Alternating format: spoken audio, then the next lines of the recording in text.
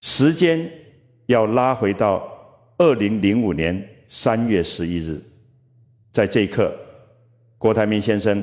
被福布斯正式宣布为台湾首富。各位闭上眼睛想象一下那个画面，那是一种什么样的排场？无数的鲜花，雷鸣般的掌声，刺眼的闪光灯，全台湾乃至全世界媒体的长枪短炮全都对准了他。毫无疑问，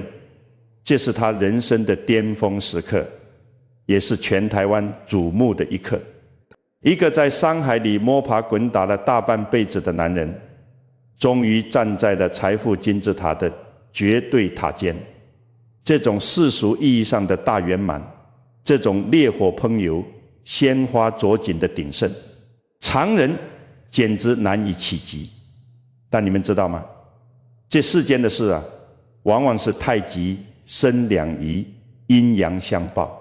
就在这极阳极盛、极度辉煌的背后，紧贴着的是极阴、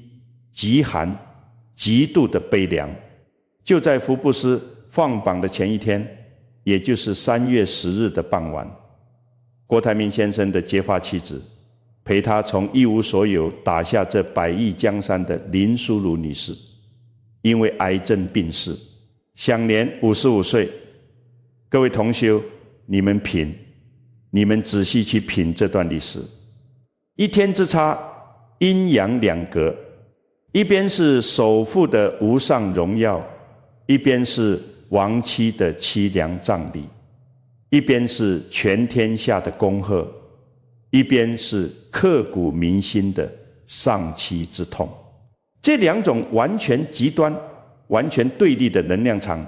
在同一天极其诡异地降临在了同一个人的身上。你们当中肯定有人会跳出来问：老先生，这怎么会这么巧？老天爷是不是在瞎闹？是不是在开一个极其残忍的玩笑？要彻底解开这个生死谜团，光看那一天的结果是不够的。我们得回到一切的起点，去顺一顺这对夫妻的早年根基。俗话说，万丈高楼平地起，这楼能盖多高，不在于上面的砖有多漂亮，全在于地下的根基有多深，以及这块地皮本身的沉重极限在哪里。据公开资料记载，林淑如女士出生在台北的一个富裕家庭，她的父亲是医生，家境相当优渥，而且她当年可是台北医学院的高材生。大家把思绪放回那个年代，70年代的医学院女大学生，长得清秀端庄，家境又好，那绝对是标准的天之娇女。追求她的人可以说是排成了大长队，不在少数。在常理看来，她完全可以挑选一个门当户对的公子哥，过上安稳富足、相夫教子的太平日子。但她偏偏爱上了一个穷小子。当年的郭台铭是个什么境遇？据外界公开报道，他还只是个航运公司的小业务员，一个月薪水连自己都快养不活了。你想想，一个富家千金，一个连自己都养不活的穷小子，这中间的鸿沟有多大？林淑如的父母一看，这门不当户不对的，跟着这小子以后得吃多少苦啊！于是坚决反对这段婚事。但是各位啊，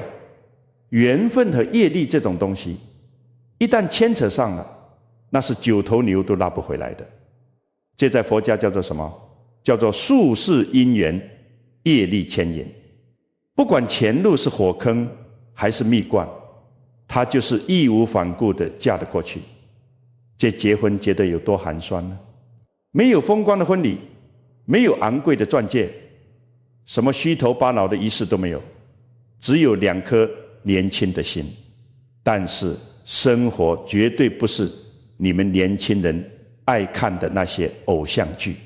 婚后的日子比想象中更难，难得超乎常人的想象。郭台铭后来创办鸿海的时候，那就是个随时可能倒闭的小作坊。夫妻俩常常连孩子的奶粉钱都凑不出来，看着嗷嗷待哺的孩子，林淑如能怎么办？她只能把大小姐的面子揣在兜里，硬着头皮回娘家去借钱。她不仅要照顾年幼的孩子，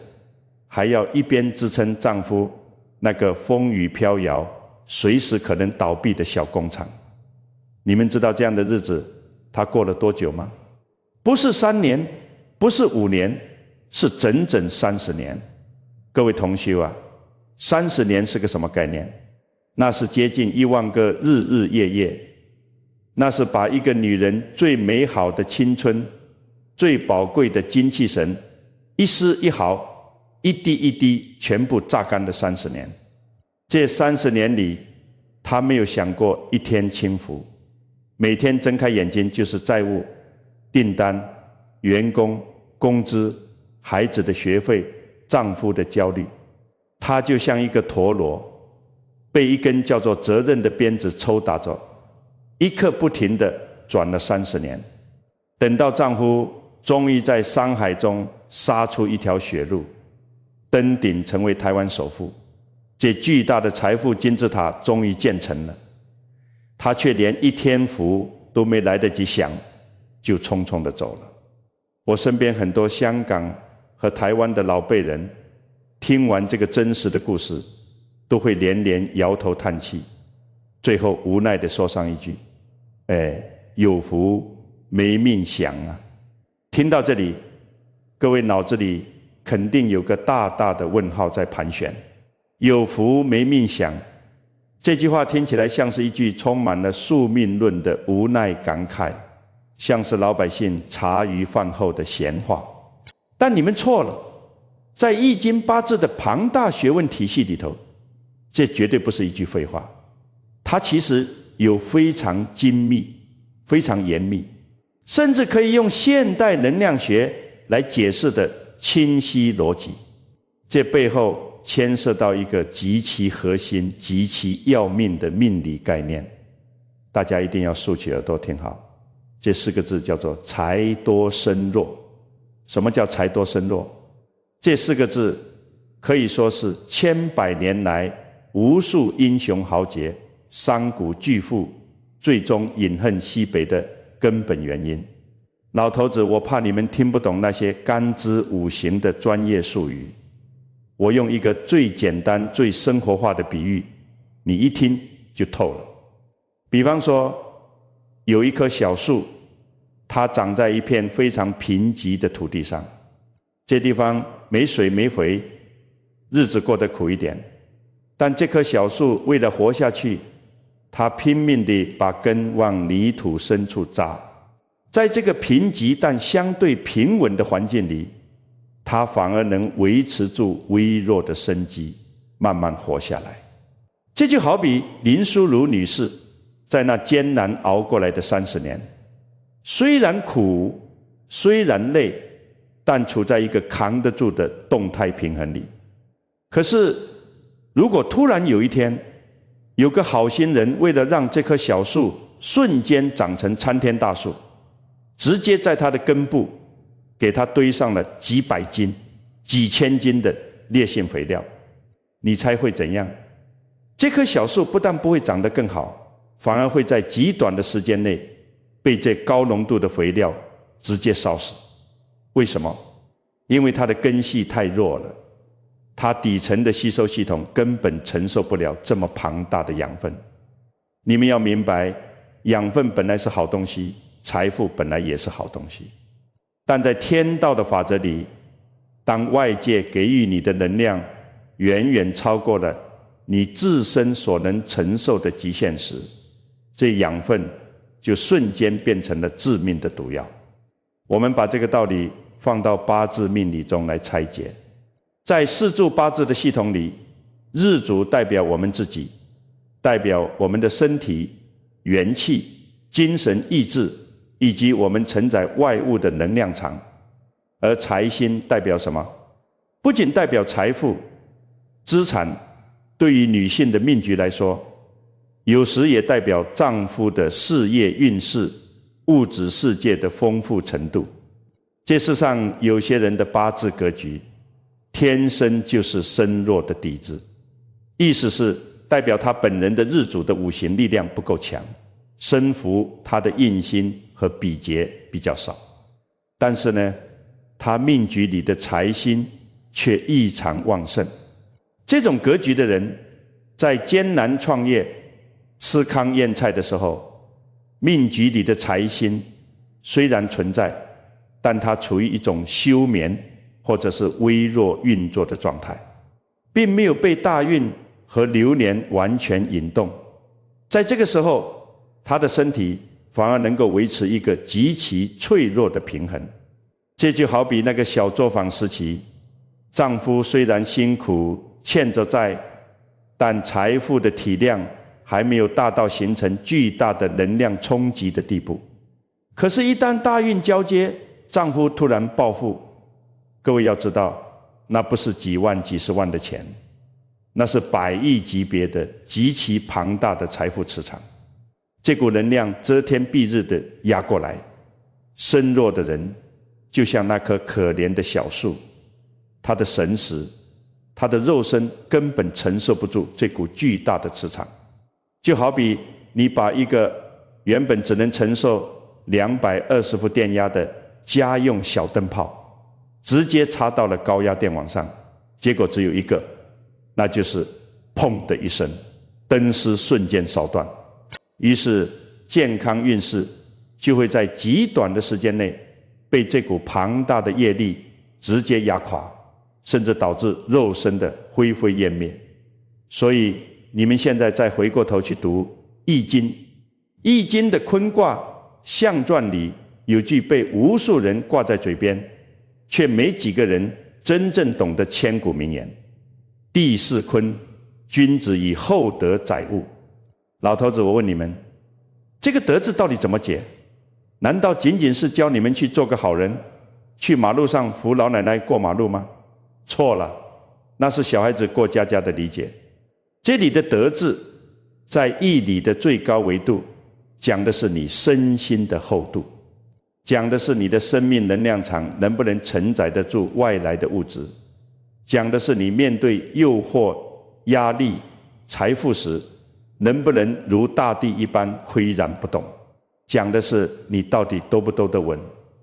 你的德如果不厚，这几百亿的物砸下来，不仅载不住，还会把你砸得粉身碎骨。我们再回头细细看林淑如女士的命格，她的八字中不仅是财多身弱，更要命的是她的官杀很重。你们知道官杀在女命的八字里代表什么吗？它代表丈夫，代表社会责任，也代表无穷无尽的泰山压顶般的压力。她这一辈子自从嫁给郭先生那天起，就在为丈夫操心，为红海的存亡操心，为家庭的大小事务操心。这些如影随形的操心、焦虑、担忧，在八字的能量转化里，就是官杀在日复一日地毫不留情地克他的日主，也就是他的元气。30年的操劳，各位，30年啊，这就像是一场漫长到看不见尽头的慢性消耗战。他的气血、精气神在每天的算计、借钱、担忧中被一点点抽干。等到丈夫终于成了首富，财星骤然爆发，猛烈冲击的那一刻，她的身体早已油尽灯枯，只剩下一副空空的躯壳，再也没有一丝一毫的元气去承接这份排山倒海的鸿福了。讲到这里，老头子我心里也是一阵酸楚。你们可能会拍着大腿问，老先生，既然命理如此，既然一切都是业力和八字在起作用，那这不就是死局了吗？难道这都是命定，没有任何办法可以提前看出来，甚至避免同样的遗憾发生在咱们自己身上吗？问得好。如果易经只教人认命，那它就不是群经之首了。真正的国学是教你知命而造命。接下来老头子我就要传授你们一门非常厉害的学问，这就是我从传统面相学的角度要和大家深度聊聊的内容。我们把目光放到郭台铭先生生命中极其重要的2个女人身上，林淑如女士和后来的济史曾心莹女士。各位如果懂点相术，哪怕只懂皮毛，把他们2位的照片放在一起看，就能发现他们的面相清清楚楚，明明白白地写下了2种完全不同，甚至截然对立的命运格局。老头子，我在这里必须要给你们纠正一个极其庸俗的观念。在我们中国传统的面相学里，看人的脸绝对不是在看美丑，你长得像不像明星，符不符合现在的审美，那叫皮相，那是肤浅的。那张脸上头刻着的是一个人一生的气血走向，是他5脏6腑的健康状态，更是他数世积攒下来的福报深浅。佛家讲相由心生，老头子我研究了大半辈子的面相，我可以很肯定地告诉各位，一个人在这个世界上过得苦不苦，心里累不累，身体亏不亏空，你都不用听他说话，看一眼他的脸全都知道了。我们先来拆解林淑如女士的面相。据留下来的影像资料看，她的面相骨骼非常分明，颧骨比较明显地凸出来，鼻梁虽然长得高挺，但是鼻翼却偏薄。最让人揪心的是，你盯着她的眼神看，那眼神里总带着一丝挥之不去的忧郁和疲惫。你仔细看她的照片，特别是眉宇之间印堂那个位置，总是有一种紧紧触着，总是放不下来的感觉，就好像她无时无刻不在担心着工厂会不会倒闭，贷款能不能还上，孩子会不会生病。这在面相学中是极其典型的标准的劳碌相。这代表什么？代表这个人一辈子，无论手里有多少钱，无论手下有多少员工，他凡事都要亲力亲为，放不下心，也放不过自己。他的颧骨高，在相学里代表掌权，意味着家里外头的大小事务都是他在掌管，在操心。而他的鼻翼薄，这很要命。鼻子是财帛宫，鼻翼薄代表她能帮丈夫聚拢庞大的财富，却唯独聚不住自己的健康与福气。财富就像流水一样从她这儿过去，滋养了家族，却把她的河床给冲刷得支离破碎。老头子，我在这里先插一句嘴，屏幕前看视频的各位大姐姑娘们，你们静下心来反思一下，如果你们觉得自己也是这样的性格，家里什么事情都要亲自做才放心，老公擦个桌子你嫌有水印，孩子做个作业你非得盯到后半夜，连保姆买个菜你都要对对账本，那你一定要死死记住老头子这句话。这不是你的缺点，是你对家人的爱太深，你的责任心太重。但我要极其严肃地提醒你，这种爱正在摧毁你的元气，你必须要学会松手，学会闭一只眼，让身边的人去分担那些重担。天塌下来，有个指高的顶着，这是我这个老头子给你的真心建议，也是保命的箴言。讲完了林女士真心莹的面相，就完全是另一个频道的风景了。各位如果有留意过她的照片，稍微有点相学常识的人都会发现，她的面相有几个非常特别，甚至可以说是极其富贵的特征。首先，她的额头宽广而圆润，其次，她的两眼之间，也就是相学里极其看重的山根位置异常的饱满。再次，他的鼻头极有肉，而最关键，决定他能承接这100亿豪门运势的一点，是他的下巴极其圆润厚实。在下巴这个被称为地阁的位置，它厚厚实实的兜住了整个面部的气。这种面相在古老的相书里有个专门的极其高级的说法，叫做地阁沉浮。什么意思？意思就是这个人老天爷生下来就给了他一个极其坚固极其庞大的福气容器，他天生就兜得住福气。真心银的面相在传统面相学中是非常难得的一种大格局。他的额头宽广圆润，这不仅代表聪明，更代表这个人格巨大，心胸极度开阔，绝对不计较小事。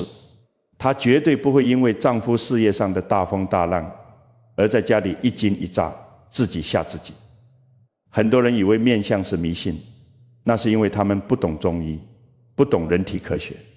从现代医学和心理学的角度来看，这种面相的人就是情绪管理能力特别强的人。情绪稳定，身体的内分泌就不乱，免疫系统就强，气血就通畅。古人讲的养心即是养命，说的就是这个极其高深的道理。人一旦慌张，一焦虑，体内的真气就乱了，气一乱，经络就堵，百病就全来了。真心银这种不争不抢，泰山崩于前而色不变的性格，反而成了他在那深似海的豪门里最强大的保命符。各位如果不信，可以把林淑如和真心银的面相对照一下来看。林淑如的额头虽然也饱满，那是聪明的象征，但她眉宇之间总有一种紧绷感，这说明她把所有的事情都死死地压在自己心里。丈夫工厂的订单少了，她愁得半夜睡不着，孩子的学费凑不齐，她急得连饭都吃不下。这种长年累月深入骨髓的忧思，在中医学里叫做什么？《黄帝内经》里讲得很清楚，思伤脾，忧伤肺。表面上看，他是在为家庭操劳，但实际上他是在用一把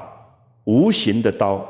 一点一滴的切割，消耗自己的先天元气。我们再看真心银的山根，也就是两眼之间的鼻梁根部，非常的饱满。各位现在就可以拿面镜子对着看看自己这个位置。山根在面相学中不仅主女人的夫运，更主一个人先天和后天的健康根基。山根饱满，没有横纹，没有断痕的人，代表这个人的元气极足。这意味着什么？意味着她能够稳如泰山地接得住丈夫事业带来的巨大能量冲击，绝不会因为丈夫太成功，磁场太强，自己的身体反而被反噬先垮掉。你们看，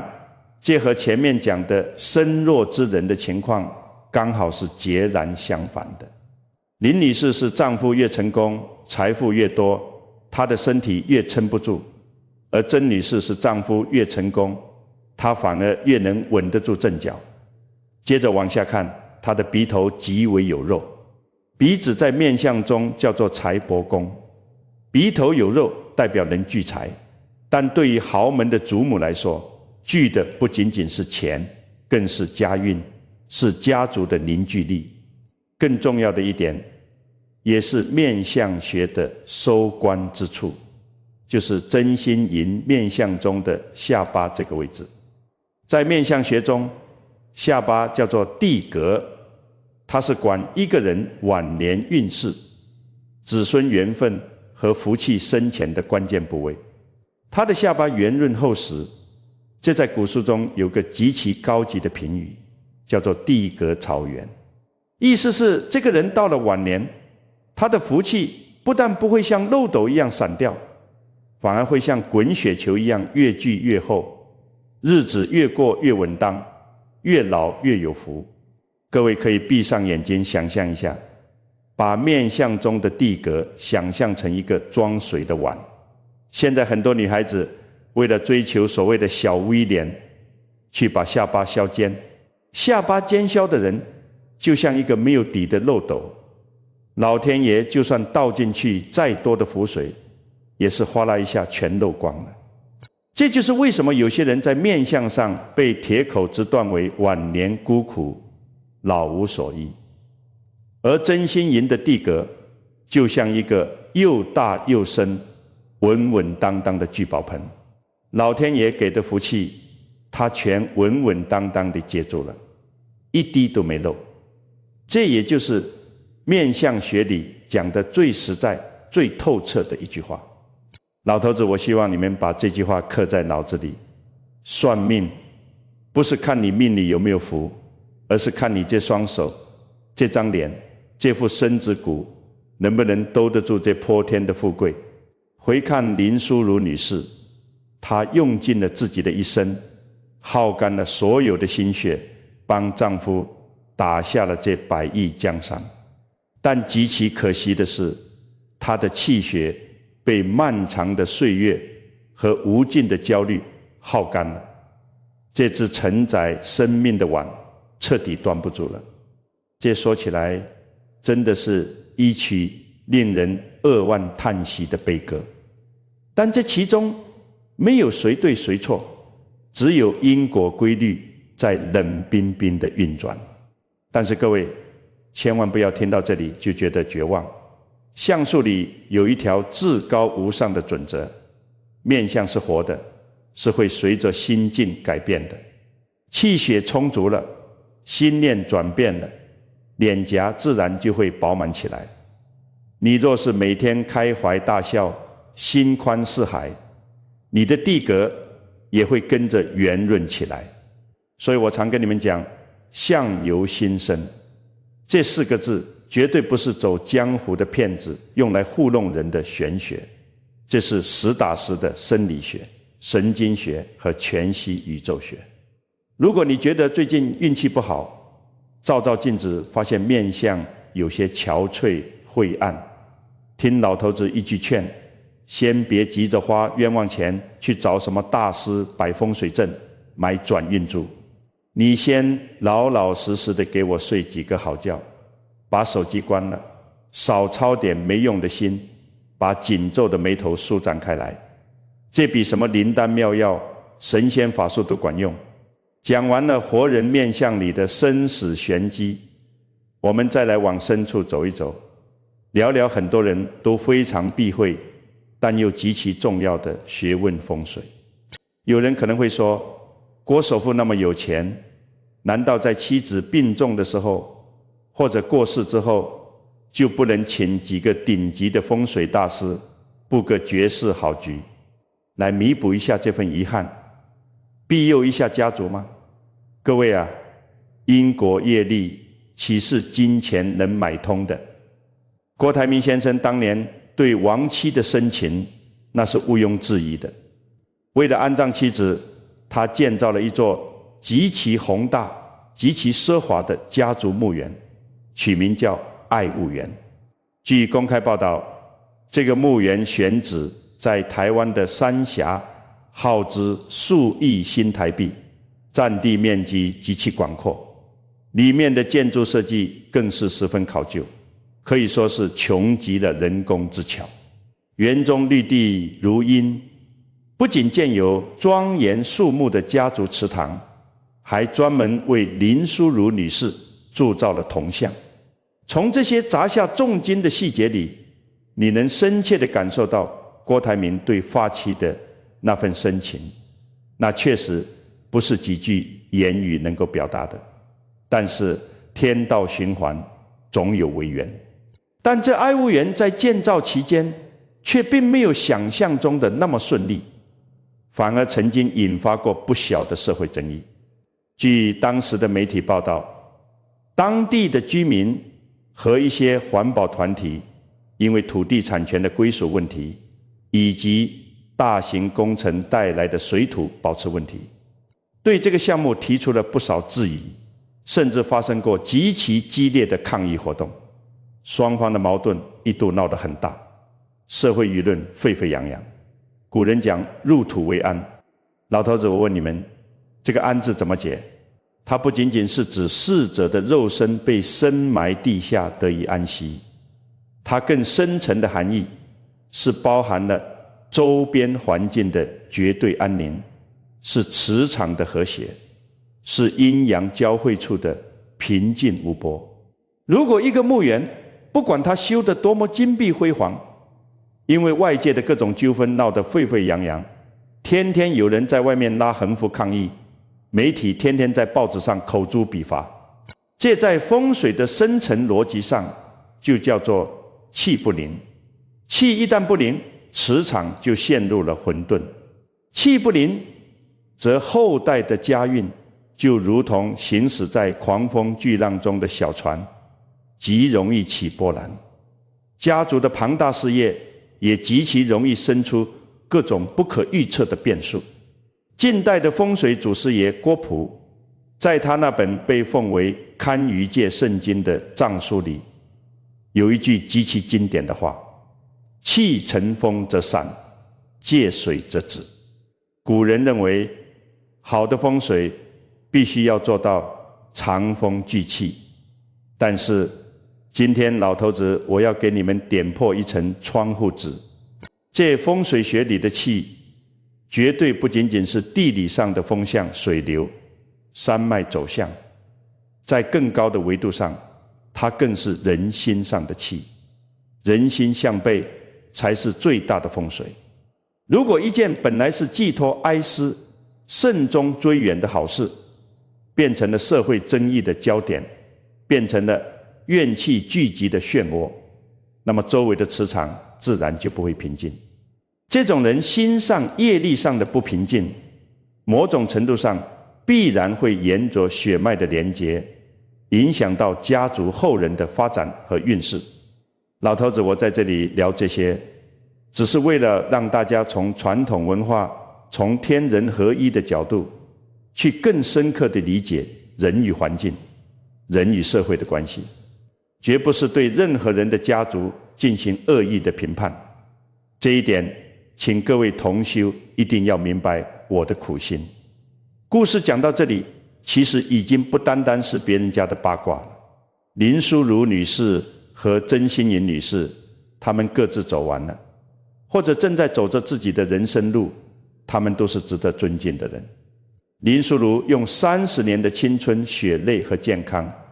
硬生生托起了丈夫的事业帝国。这份牺牲和付出，值得国家，也值得每一个人感念。而曾心莹那